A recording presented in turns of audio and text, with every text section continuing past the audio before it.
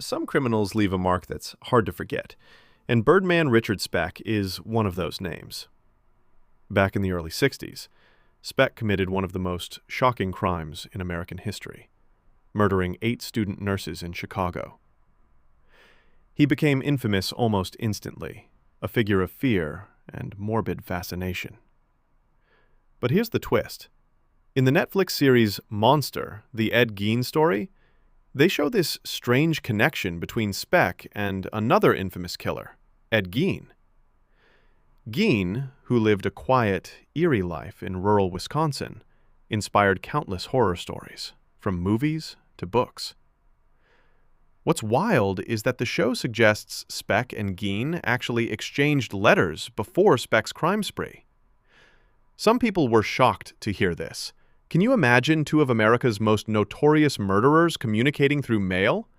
The idea itself is terrifying. Ed Gein wasn't flashy. He wasn't in the news for headlines every day. He was a recluse, obsessed with death and the macabre, creating things from human remains that later inspired characters like Norman Bates and Leatherface.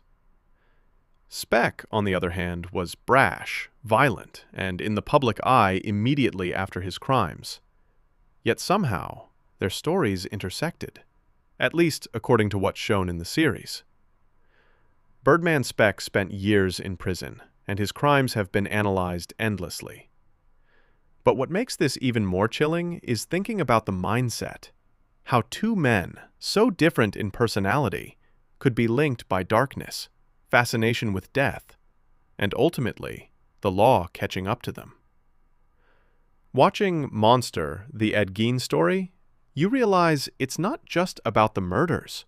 It's about the psychology, the obsession, and the terrifying allure of infamous names. Speck, Gein. They're reminders of how human nature can twist into something unthinkable, and how history sometimes connects people in ways you'd never expect.